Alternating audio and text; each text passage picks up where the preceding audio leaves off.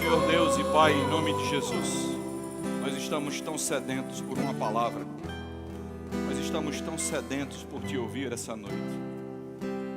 Se você precisa de uma voz, se você precisa de um instrumento, eis-me aqui, para servir a você que é o centro. Se você precisa de um desejo enorme de ministrar a sua palavra, de ser tocado por tudo que há nela, nós estamos aqui. Nós saímos de casa, nós dizemos a você: eu estou precisando, preciso congregar, eu preciso cultuar a você. E eu sei porque sei que você não vai nos decepcionar, porque você é maravilhoso, porque você é grande, e todas as vezes que for necessário, você vai prover de novo. E todas as vezes que nós sentimos necessidades, você chegará novamente. E todas as vezes que as angústias, as tempestades tentarem tocar a nossa vida, você ali estará novamente. E todas as vezes que o nosso casamento não encontrar um trilho, eis que a locomotiva vem dos céus para colocar tudo de volta no lugar, porque você criou família. Nós temos um propósito, Senhor, obrigado, em nome de Jesus. Obrigado pelos meus irmãos, por cada pessoa, por cada família aqui representada, por cada homem, por cada mulher, por cada pai, por cada mãe. Meu coração transborda em alegria, porque não há nada que eu ame mais do que falar de você. Em nome de Jesus, amém. Meus amores, muito obrigado. Você pode dar uma salva de palmas para essa bandinha?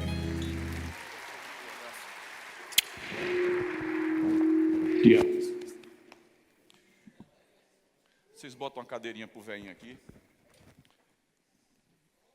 Vai, eu divida sua unção comigo. Gente, boa noite, graça e paz. Eu sou Gustavo, casado com essa mulher linda que está aí de verde, de nome Elaine. Nós temos 3 filhos lindos, Gustavo filho, a Júlia e a Helena, e são lindos porque puxaram a mãe. Graças a Deus por isso. Meus irmãos, eu tenho uma palavra no meu coração que eu tenho certeza que vai tocar a sua vida como tocou a minha. O meu grande desejo nessa noite é que nós encontremos de verdade o motivo de todas as coisas, que nós encontremos a razão para algumas coisas, e eu tenho certeza absoluta que nós vamos juntos conseguir tudo isso. Eu queria que você abrisse a sua Bíblia no livro de Atos, no capítulo 17, nós vamos começar no verso 16.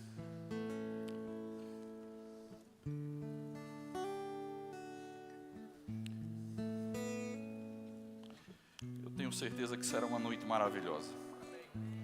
Há um cheiro de coisas sendo restauradas.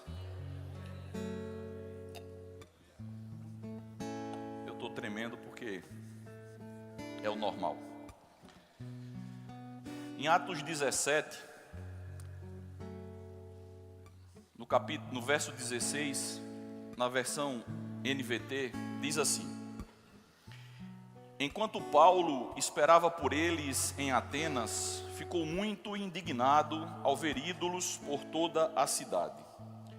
Por isso ia à sinagoga debater com os judeus e com os gentios tementes a Deus, e falava diariamente na praça pública a todos que ali estavam.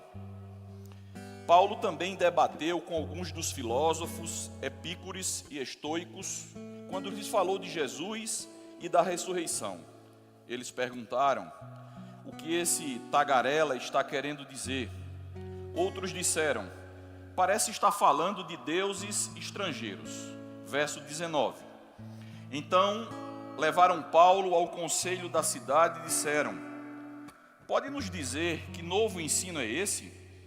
Você diz coisas um tanto estranhas e queremos saber o que significam. Verso 21. Convém explicar que os atenienses, bem como os estrangeiros que viviam em Atenas, pareciam não fazer outra coisa senão discutir as últimas novidades. Isso quer dizer fofoqueiro. 22. Então Paulo se levantou diante do conselho e assim se dirigiu a seus membros: homens de Atenas, vejo que em todos os aspectos vocês são muito religiosos. Pois enquanto andava pela cidade, reparei em seus diversos altares.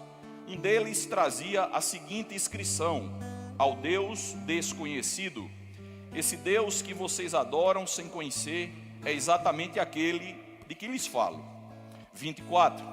Ele é o Deus que fez o mundo e tudo o que há nele. Uma vez que é Senhor dos céus e da terra, não habita em templos feitos por homens. E não é servido por mãos humanas, pois não necessita de coisa alguma. Ele mesmo dá vida e fôlego a tudo e supre cada necessidade. 26. De um só homem ele criou todas as nações da terra, tendo decidido de antemão onde se estabeleceriam e por quanto tempo. Seu propósito era que as nações buscassem a Deus e, tateando, talvez viessem a encontrá-lo, embora ele não esteja longe de nenhum de nós. Pois nele vivemos, nos movemos e existimos. Como disseram alguns dos seus próprios poetas, somos descendência dele. E por isso, verdade, não devemos imaginar Deus como um ídolo de ouro, prata ou pedra, projetado por artesãos. No passado, Deus não levou em conta a ignorância das pessoas acerca dessas coisas, mas agora Ele ordena que todos, em todo lugar, se arrependam. 31. Pois Ele estabeleceu um dia para julgar o mundo com justiça, por meio do homem que Ele designou, e mostrou a todos quem é esse homem ao ressuscitá-lo dos mortos. 32. Quando ouviram para falar de ressurreição dos mortos, alguns riram com desprezo. Outros, porém, disseram: queremos ouvir mais sobre isso em uma outra ocasião. Então Paulo se retirou do conselho, mas alguns se juntaram a ele e creram. Entre eles estava Dionísio, membro do conselho, uma mulher chamada Damares e alguns outros. Irmão, você concorda comigo que isso é uma pregação extraordinária? Você concorda de verdade comigo? Você concorda que esse tipo de pregação, onde envolve uma eloquência, um homem culto, cheio de sabedoria humana, que sabe falar e se expressar, porque esse era o perfil de Paulo. Paulo era um homem extremamente culto, capaz de pregar para esses líderes de Atenas. Paulo era esse homem. Ele aproveitou uma oportunidade e disse: é esse Deus que vocês chamam de desconhecido, é desse Deus que eu vos falo. Ele aproveitou aquela oportunidade para atrair a atenção daquele povo. Ele também falou dos profetas, um trecho, isso é o que os seus profetas dizem, tentando, meus irmãos, fazer uma conexão com o que ele estava falando, com o que aquele povo estava vivendo. Ele entendeu que era um lugar extremamente religioso, porque ao andar na cidade ele viu alguns altares. E sabe, meus irmãos, estudando um pouco sobre isso, nesse lugar havia demonstração de poder com exceção, mesmo que seja um poder demoníaco, porque é isso que o estudo fala. E Paulo usa uma ministração dessa poderosa, sem falhas, usando as oportunidades que ele tinha para conectar com aquelas pessoas, uma ministração que para os evangelistas de plantão, com certeza, serve para qualquer lugar. Isso é uma ministração para abrir portas. Se você chegar no local e você precisar falar de Jesus Cristo, local que você não conhece, essa é uma ministração extraordinária. Essa é uma pregação extraordinária de Paulo, porque Paulo era assim. E tudo aquilo que ele podia fazer durante essa ministração para chamar a atenção dessas pessoas, ele fez. Mas, meus irmãos, ele foi chamado de tagarela. Zombaram dele. E ao final, pouquíssimas pessoas aceitaram Jesus. O que houve? A palavra foi pregada, e muito bem pregada, por alguém dotado de tudo aquilo que o mundo pode dar: cultura, eloquência. Mas sabe, gente, Paulo saiu desse lugar entristecido, porque mesmo falando tudo isso, não surtiu o efeito necessário. Que coisa. Gustavo, e por que isso aconteceu? Porque todo esse conjunto de coisas não surtiram efeito. Sabe, meus irmãos, Paulo vai explicar isso, esse entendimento, por que isso não funcionou, lá em 2 Coríntios 2, e eu queria que você abrisse, eu acho que vai para o telão. Paulo vai explicar por que não funcionou, e eu queria que você prestasse atenção. 2 Coríntios 2, no verso 1.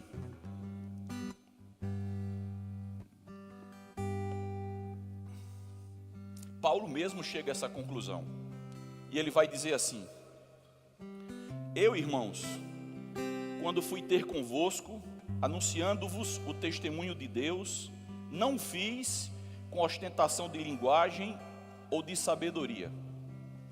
Essa palavra sabedoria já eu vou destrinchar para você. Verso 2: porque decidi nada saber entre vós, senão a Jesus Cristo, e este crucificado.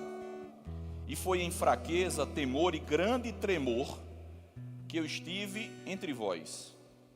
A minha palavra e a minha pregação não consistiram em linguagem persuasiva de sabedoria, mas em demonstração do Espírito e do poder. Sabe, essa palavra sabedoria no verso 1, ela vem do grego sophos, expressa uma sabedoria obtida naturalmente, embora essa sabedoria seja extremamente respeitada no mundo, entre os homens, rara, ela jamais será suficiente para gerar o poder necessário para a transformação. No verso 1, Paulo diz assim: eu, irmãos, quando fui ter convosco, anunciando-vos o testemunho, não fiz com ostentação de linguagem ou de sabedoria. Essa sabedoria, a sabedoria humana, Paulo diz: eu não fiz mais assim.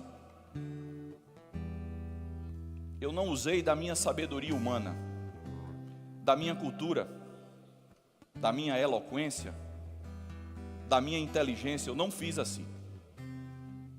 Porque ele começa a entender que o que faltou a ele em Atos 17, naquela pregação, naquela ministração tão poderosa, faltou a ele demonstração do Espírito e do poder.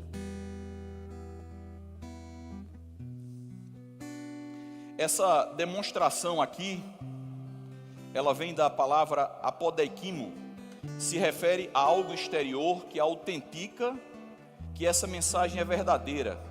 Exibir-se quando atitudes e comportamentos estão notáveis, visíveis. O que faltou a Paulo em Atos 17 foi que ele precisava demonstrar o poder do Espírito. E sabe, meus irmãos, alguns domingos atrás, um pastor de Portugal, de nome Augusto, casado com Sâmia, também conhecida como minha prima, ele trouxe uma ministração extraordinária, que eu aconselho que você, se não assistiu, se não estava aqui, assista. E ele trouxe um entendimento sobre fé, que nós precisamos captar isso rapidamente.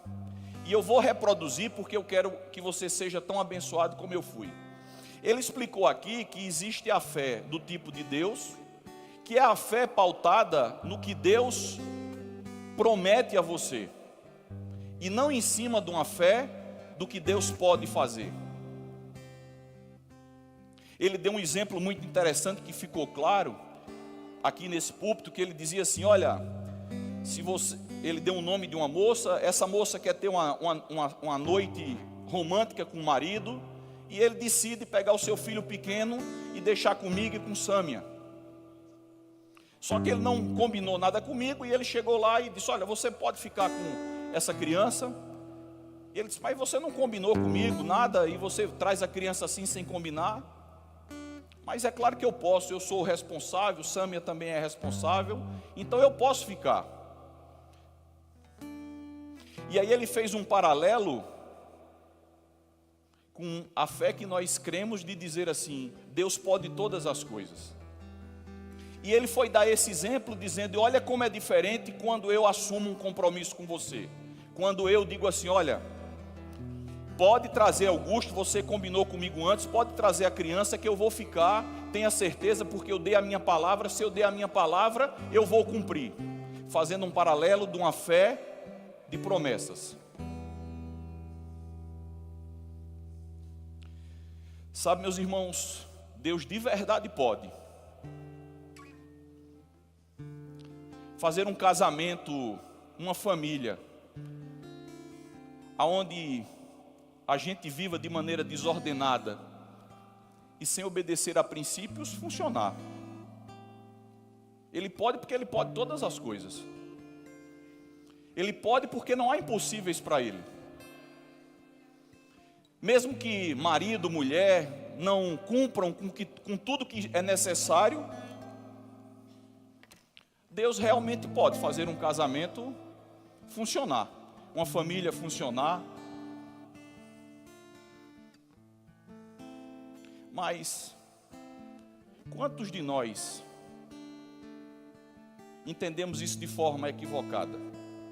E vimos para um culto da família, levantamos mãos santas, ouvimos palavra, ouvimos louvor, declaramos até: Senhor, muito obrigado pela minha família, muito obrigado porque a minha esposa é maravilhosa, ou vai se tornar maravilhosa, muito obrigado pelo meu casamento maravilhoso, porque você está falando com Deus que tudo pode. Mas aonde é que Ele prometeu que casamento funcionaria assim?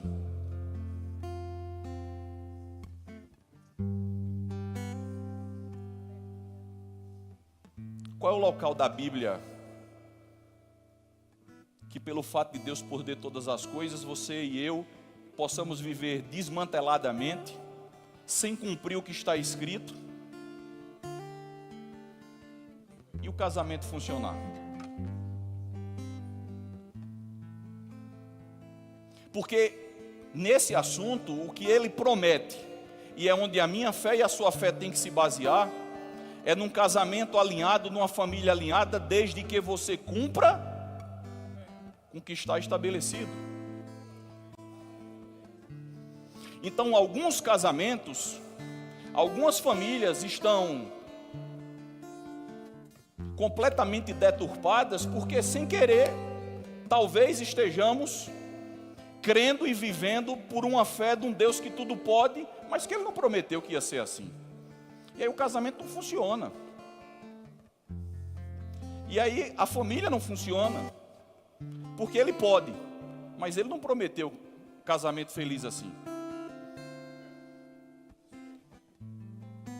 Ele prometeu um casamento feliz e estruturado, desde que princípios sobre isso fossem seguidos.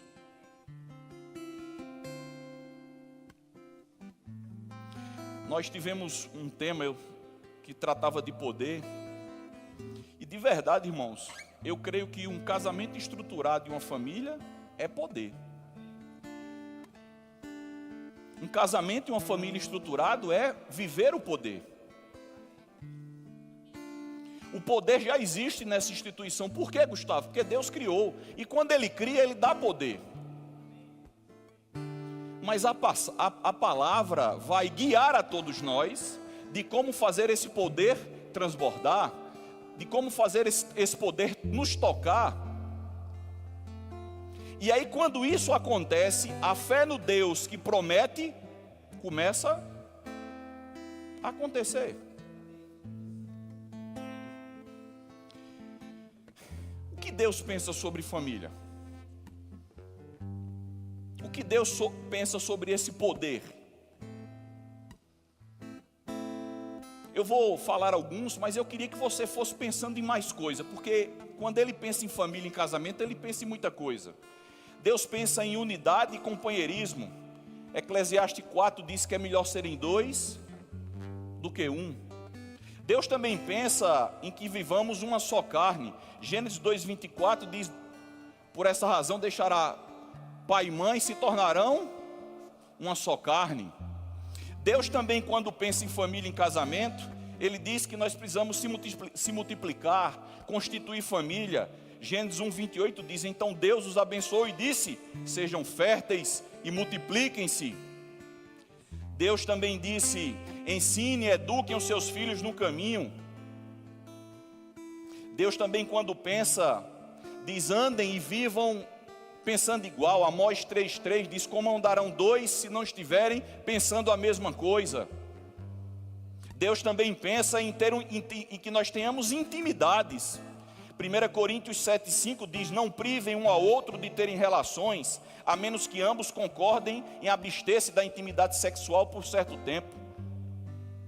Tenho certeza que você sabe mais do que eu mais coisas. Tudo isso Deus pensa toda vez que Ele lembra no poder da família e do casamento. Todas essas coisas. É um grande pacote. É muito gostoso. Agora, por que muitas vezes isso não está funcionando? Porque muitas vezes isso não é desse jeito. Qual o motivo? Vamos voltar. Paulo entende que em Atos 17 a pregação não foi perfeita porque não tinha demonstração de poder. Naquele instante ele precisava de alguma maneira ter demonstrado poder no Espírito e ele não fez. O que aconteceu, mesmo com o pacote inteiro, não surtiu efeito. Poucas pessoas aceitaram Jesus Cristo. Ele foi chamado de tagarela. Mas em 2 Coríntios 1:4 ele começa a explicar, dizer: rapaz, olha, o que eu não fiz agora eu entendo que eu tenho que fazer. Eu não posso me apoiar em sabedoria humana e preciso demonstrar poder. Ele abandona a sabedoria humana porque ele entende que ela não vai fazer o evangelho ser ministrado da forma correta. Quantos sabem que evangelho é transformação? E quando ele fala nesses versículos em demonstração, ele diz: olha, essa palavra que eu estou usando para vocês entenderem, é uma palavra que no grego diz, é quando as coisas estão evidentes, é quando as coisas estão palpáveis, é quando as coisas estão claras, está evidente que houve transformação. E aí Deus, quando pensa em casamento, em família, pensa em tudo isso que eu acabei de dizer. Tenho certeza que se eu der a oportunidade, cada um vai dizer: irmão Gustavo, faltou isso. Porque é muita coisa. E por que isso não está funcionando? Ou por que isso às vezes não funciona? Por que isso às vezes não funcionou no meu casamento? Se Deus criou esse poder, que é um casamento, esse poder que é uma família, para funcionar, se existe poder nisso, por que não funciona?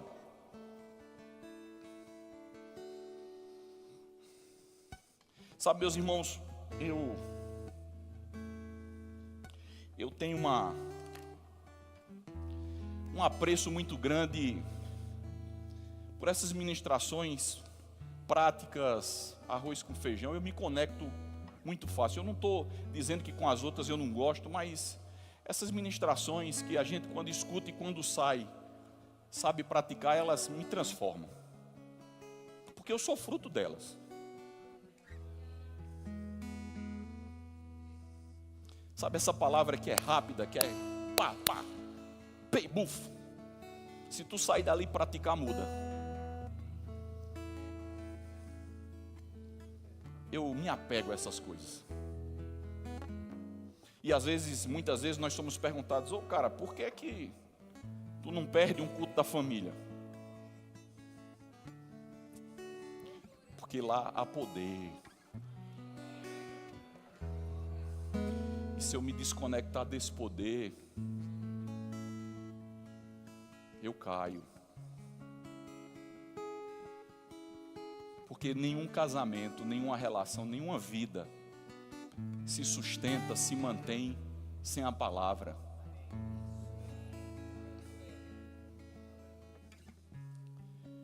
Então o motivo de eu e você estarmos sentados nessa cadeira todas as quartas-feiras é porque nós estamos dizendo assim: ei Deus, eu quero esse poder funcionando.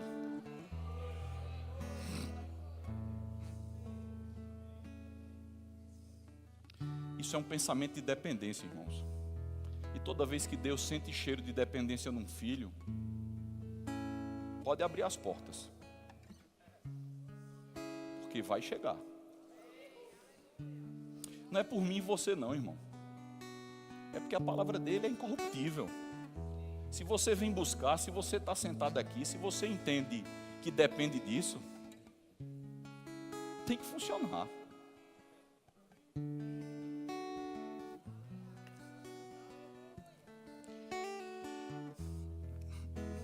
Vem comigo. Paulo fez uma ministração linda, maravilhosa, eu já te falei, não funcionou. Acompanha meu raciocínio. Sabe para quem você tem que ministrar todos os dias e funcionar? Para essa pessoa que está do seu lado. Mas Gustavo, eu não sou ministro não. Você conhece aquele ditado de crente que diz assim: é melhor viver pregando, é melhor pregar vivendo. Então, essa pessoa que está do seu lado tem que ser a pessoa que você tenha o cuidado todos os dias de dizer: será que ela está recebendo a minha ministração? Ou será que eu estou fazendo igual a Paulo? Eu sei falar bonitão, eu sou eloquente, eu tenho o dicionário Aurélio dentro de mim, eu sou um eloquentão, eu sei falar, eu sou culto. E a sua mulher não vê demonstração de poder.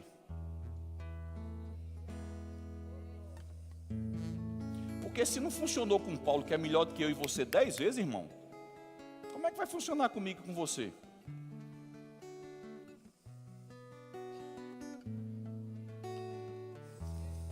Se cada um de nós esquecêssemos um pouquinho o púlpito e disséssemos assim: o meu palco, o meu púlpito é minha mulher, é o meu marido e a minha família. É eles que têm que entender a minha ministração. Agora, não com eloquência, não com a minha cultura ou a minha sabedoria humana. Sabe o que é sabedoria humana, irmão? Deixa eu dizer a você. É você estar numa crise de casamento, aí você ir buscar ferramentas no mundo que qualquer pessoa que lesse fazia funcionar. Sabe, é você ir buscar ferramentas que elas têm cheiro de sabedoria humana.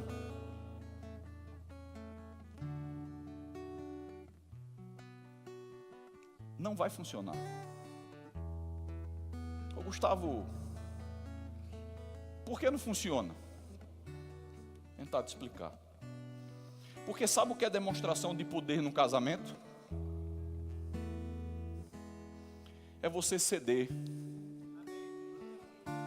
é você respeitar, é você calar a boca, é você entender que há coisas na vida do outro que são extremamente importantes para ela, e para você não é, e você faz descaso.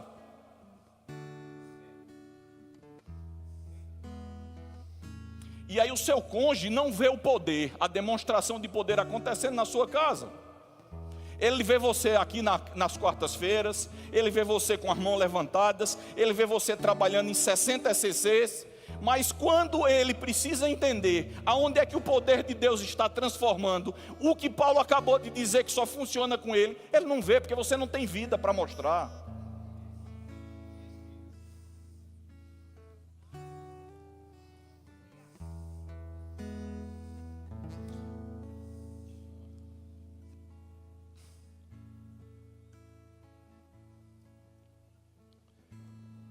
Sabe o que é uma vida pautada na ministração de Atos 17? É a vida das redes sociais.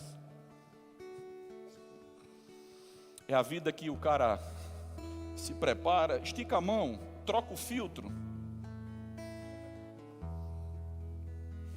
Bata essa foto. Vem, um minutinho só. Já já tu se solta. Para o mundo ver. Às vezes a sua mulher, o seu marido diz assim: aí em casa. E no dia a dia.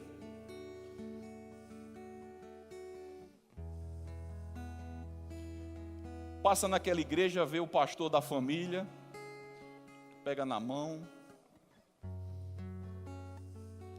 E a mulher às vezes diz assim: não vou fazer um escândalo aqui, não, mas a vontade que eu tinha era dizer: cabra safado, tu não é assim em casa, cabra safado.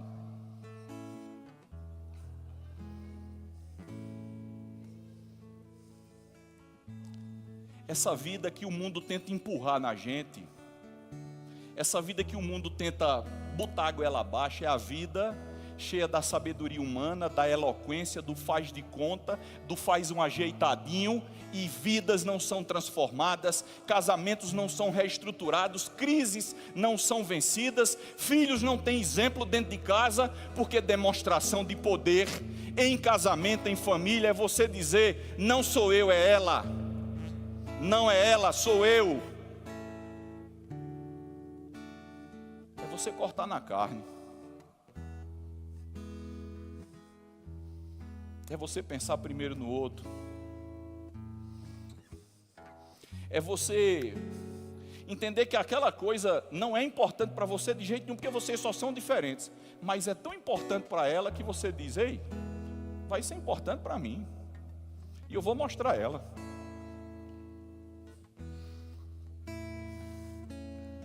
Isso funciona. Negue-se a si mesmo em casa. Você sabe o que é negar a si mesmo? É o que tem de melhor você dizer: tome.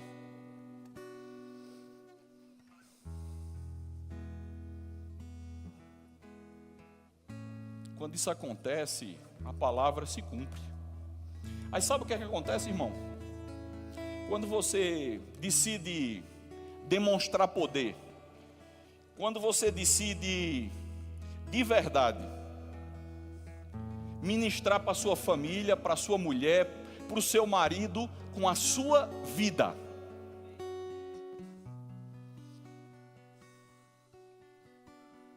Nós sabemos poucos versículos, poucos, mas você tem uma vida. O que você escuta aqui, você se esforça para praticar? Você sabe que a fé precisa de um propósito? Você entende isso, que a fé precisa de um propósito? E se você ainda não tem um propósito na vida, deixa eu dizer, o seu casamento é um propósito, viu? A sua família é um propósito. Você precisa exercer fé por esse propósito, pois exerça. Porque lá em Hebreus 11, no capítulo dos heróis da fé, todos aqueles homens se moveram em fé porque tinham um propósito. Eles não trocaram as coisas não, porque cada um deles tinha um propósito estabelecido por Deus. Aí ele precisava de fé para aquilo. Ele precisava de fé para aquele propósito que Deus estabeleceu. Se ele criou família, e se ele lhe deu uma mulher, um marido, aí está seu propósito. Não vá procurar em muito canto não, irmão. Porque se você não é capaz de dar conta desse propósito, Deus nunca vai lhe dar outro propósito não.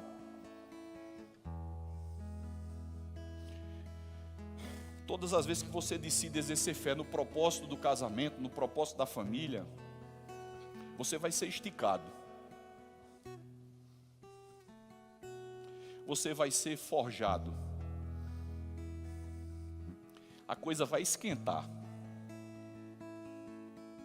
Mas do mesmo jeito que para a ouro aparecer precisa esquentar de verdade, para aparecer um melhor homem, uma melhor mulher, um melhor casal, uma melhor família, é na família que você vai ser treinado. Você acha que Deus vai treinar você para negar a si mesmo no meio da rua? Com alguém que não tem propósito com você?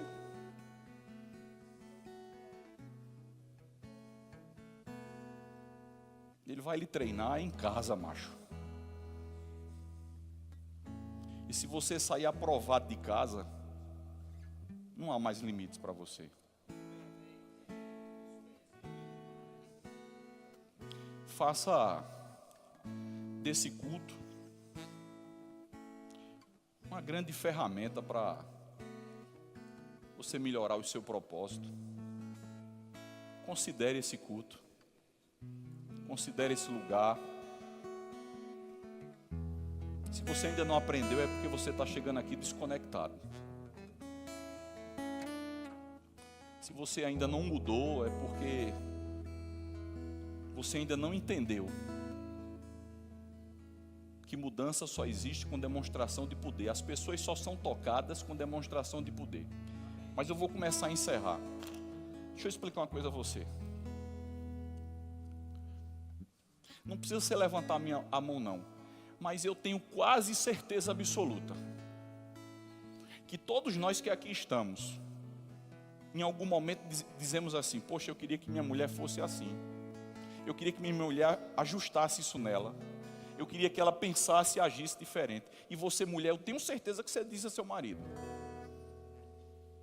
rapaz, eu queria que meu marido fosse desse jeito, daquele outro. Deixa eu tentar explicar. Todas as vezes que você decide demonstrar poder com a sua vida, ministrando para a sua mulher, para o seu marido, com a sua vida, dizendo a ela: funciona, eu estou em transformação, eu quero te fazer cada vez mais feliz, aquele velho homem está morto. Quando essas atitudes e ações começam a ser evidenciadas, do jeito que Paulo falou em demonstrar, tem que ficar claro e evidente.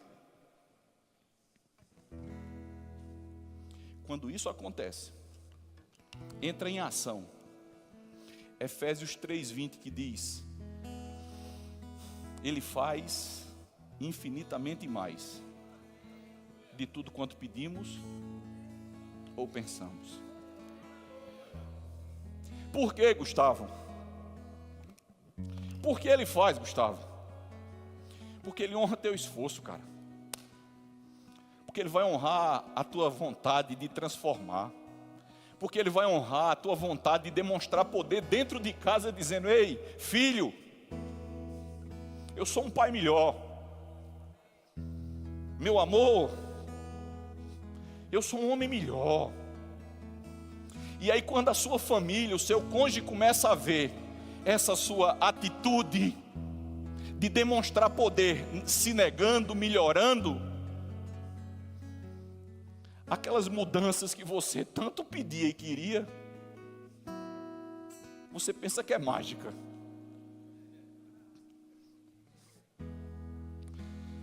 Ele faz infinitamente mais de tudo quanto pedimos ou pensamos. Sabe, entra em ação um amigão chamado Espírito Santo, que a Bíblia diz lá no Evangelho de João que só Ele tem poder para convencer, mudar.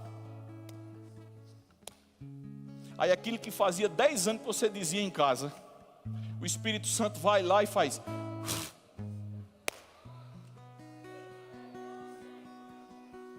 E você vai desfrutar de unidade, você vai desfrutar de uma só carne, você vai desfrutar de intimidade. Por que, Gustavo? Por que, Gustavo? Porque você resolveu pregar para quem interessa.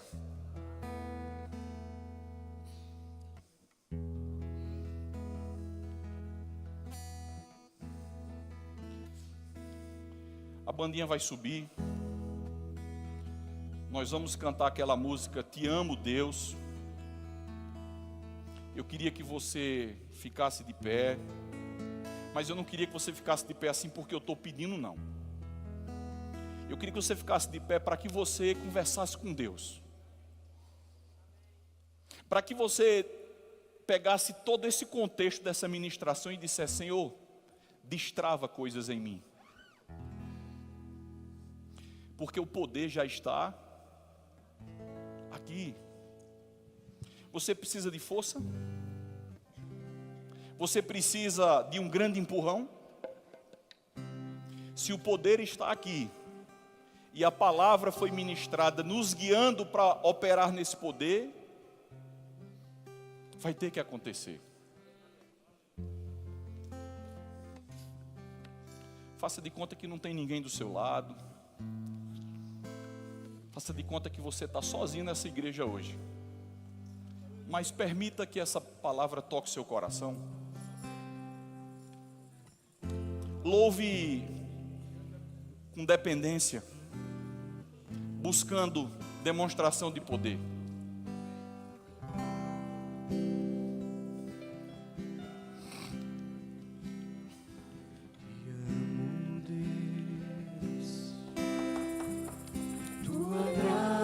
Nunca falha, todos os dias eu estou em tuas mãos. Quando me levanto até eu me deitar, eu cantarei a bondade de Deus.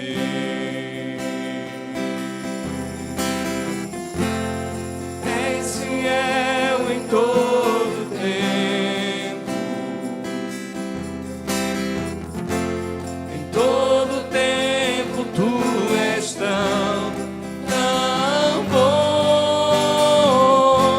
Com todo o fôlego que tenho, eu cantarei a bondade de Deus. Tua doce voz que me guia em meio ao fogo, na escuridão, tua presença me conforta. Sei que és meu Pai e amigo és, eu vivo na bondade de Deus.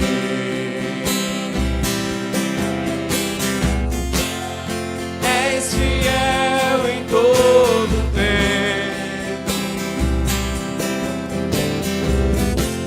em todo tempo tu és tão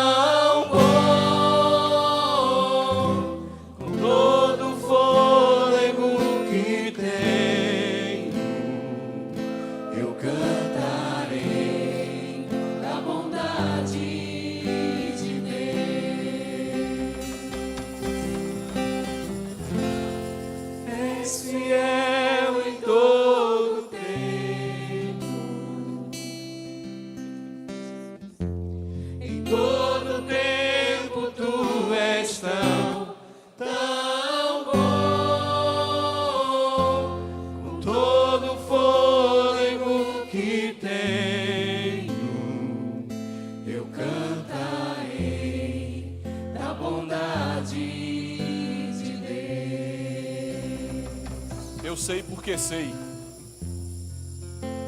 que há pessoas aqui que precisam de oração, que há pessoas aqui que tomaram uma decisão de demonstrar poder com a sua vida, de demonstrar poder ministrando dentro de casa, conforme está na palavra.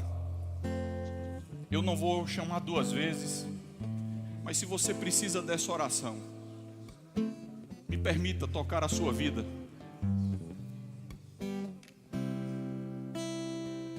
Se você não quer vir aqui à frente, levante só a sua mão.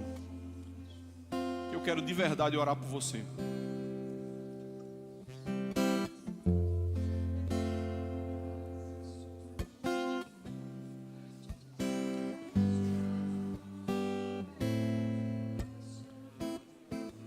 Por favor, não me interprete errado. Pessoas precisam destravar coisas hoje aqui. Não me interprete errado. Eu li num livro de Smith Wigglesworth que uma vez ele foi para um culto, doente, enfermo, e ele era o ministro da noite. E ao chegar lá, alguns irmãos disseram: você que está doente, que está enfermo, venha para cá que nós queremos orar. E ele mesmo diz isso com soberba e irresponsavelmente. Ele não se levantou porque era o ministro da noite e não reconheceu a unção daquele lugar para curar. E quando chegou em casa, além dele ficar doente, ele contaminou toda a família com aquela doença. Por favor, não vá para casa. Não vá para casa. Me permita orar pela sua vida.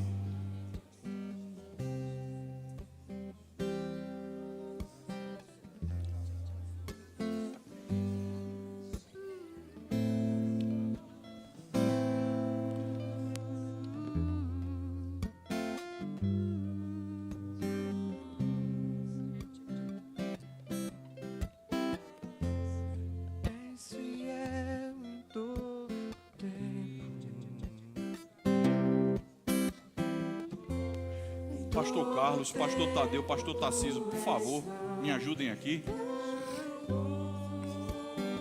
Tem muita gente. Essas pessoas quebrantadas aqui vão receber do Senhor.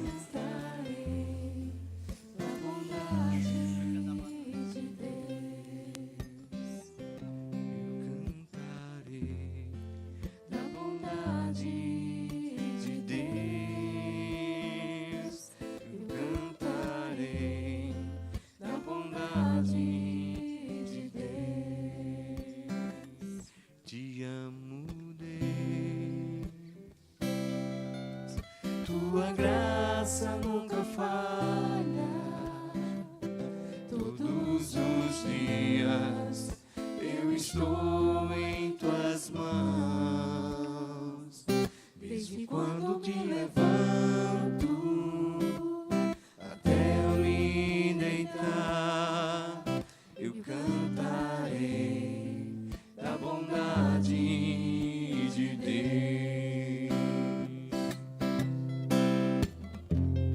És fiel em todo tempo. Em todo tempo tu és tão bom. Com todo o fôlego que tenho, eu cantarei da bondade de Deus. Tua doce voz que me guia em meio ao fogo, na escuridão, tua presença me conforta. Sei que és meu Pai e que amigo és. Eu vivo na bondade de Deus. És fiel em todo tempo. Em todo tempo tu és tão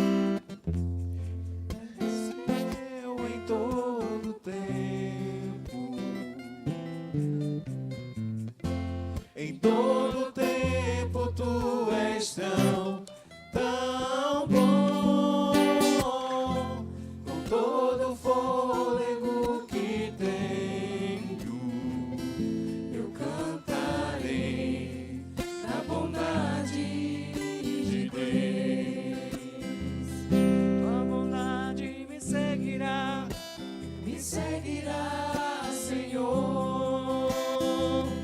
Tua bondade me seguirá, Senhor. Eu me rendo a ti, dou o meu ser, entrego tudo a ti. Tua bondade me seguirá, Senhor.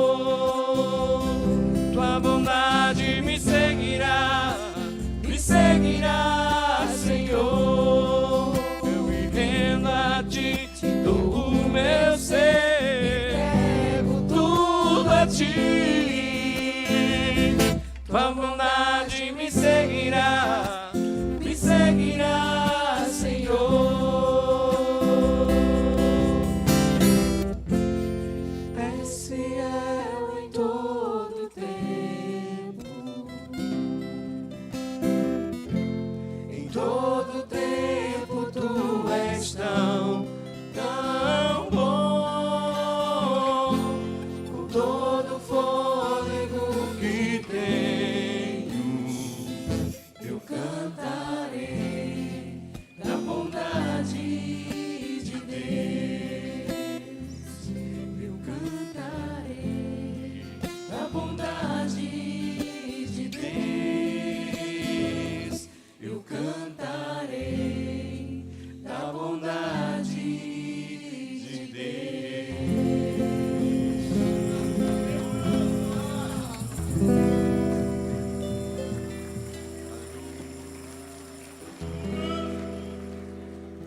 Você que está aqui nessa noite e que quer começar a desfrutar desse poder, há uma condição para isso acontecer. Sozinho você não vai conseguir. E eu quero te dar essa oportunidade. Você que está aqui e quer começar a desfrutar dessa vida poderosa e que nunca fez Jesus Cristo como Senhor e Salvador da sua vida, e que você precisa fazer isso hoje. Você entrou pelaquela porta dizendo, não tem jeito. E pelo poder que há na palavra, pelo poder que há nesse lugar, na unção coletiva, você foi tocado. Mas você ainda não fez Jesus Senhor e Salvador da sua vida. E eu sei que tem pessoas aqui que estão afastados do caminho do Senhor. Eu tenho certeza do que eu estou dizendo. Há pessoas aqui sentadas que estão afastadas do caminho do Senhor. Ele está dizendo a você hoje, é hora de voltar. Eu tenho certeza do que eu estou dizendo. Você pode até não fazer isso, irmão, mas a oportunidade está aí. As suas pernas estão bamboleando. Eu sei porque sei. Pode vir, irmão.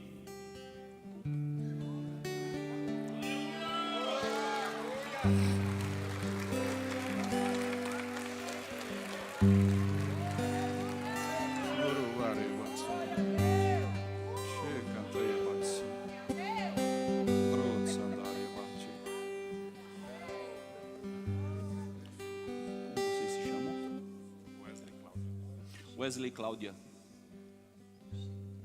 esse encontro já estava marcado nos céus.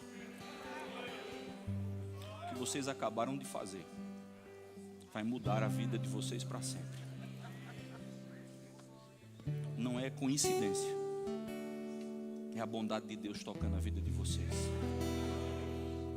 Eu vou orar e vocês vão acompanhar aquele casal. Eu sei que tem mais gente, viu, gente? Eu tenho certeza do que eu estou dizendo. Senhor Deus e Pai, em nome de Jesus. Senhor Deus e Pai, em nome de Jesus. Jesus é o caminho, a verdade e a vida. Ninguém vai ao Pai senão por Ele. Aqui está um casal, Pai, com a vida nesse instante sendo transformada. A festa que há nos céus celebra a decisão deles. Mas eu tenho certeza do que eu estou dizendo. A vida deles começa a ser transformada, escrita de uma outra forma agora, para a glória de Deus. Senhor Deus, eu te suplico, cumpra na vida deles o plano perfeito.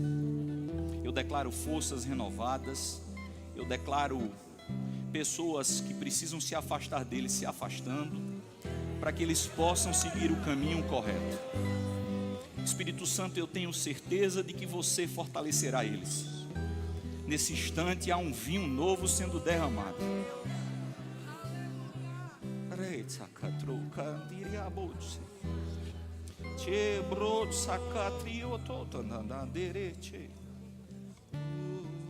Ah, Deus, entende como foi importante esse arrependimento agora, Pai.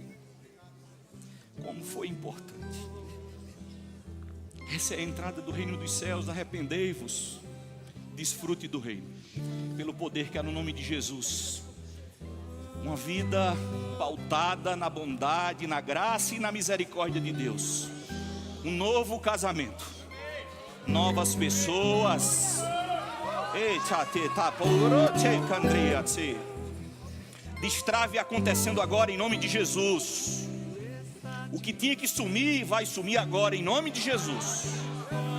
O poder dos céus explodindo dentro deles, para a glória de Deus. Para a glória de Deus. Obrigado, Senhor. Obrigado. Vento forte não vão roubar a minha fé. Em ti, meu Deus, a tempestade e o vento forte não vão roubar a minha fé. Em ti, meu Deus, em ti, meu Deus, em ti, meu Deus.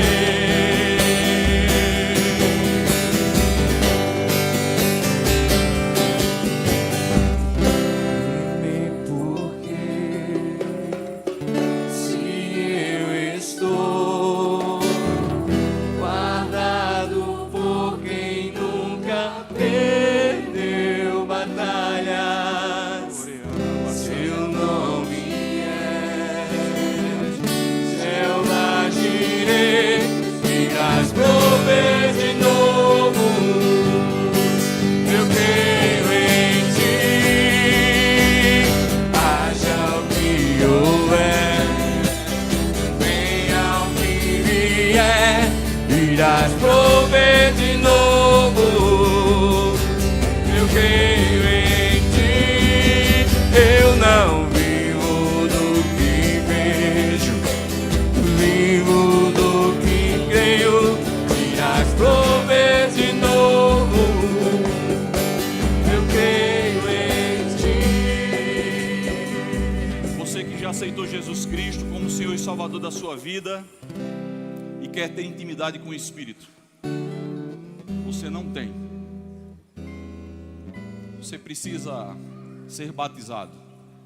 Você precisa desfrutar da intensidade desse poder. Você já ouviu falar sobre isso, até sabe que lá em Atos fala sobre isso, mas nunca experimentou. Queria que você se levantasse e viesse receber o batismo do Espírito Santo.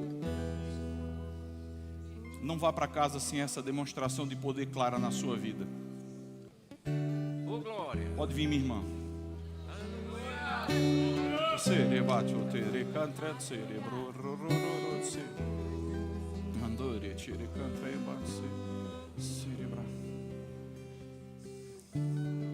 Eu vou quebrar um pouquinho o protocolo. Ela vai receber o Espírito aqui e você vai concordar comigo. É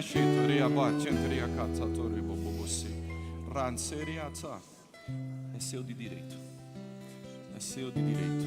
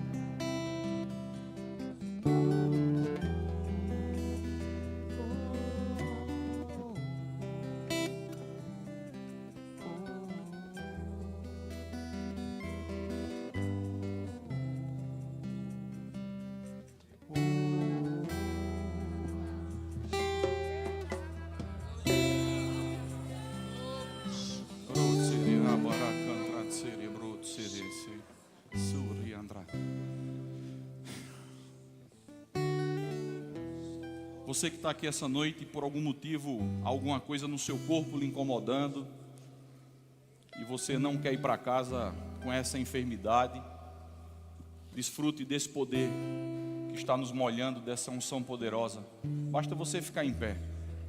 Quem precisa de oração?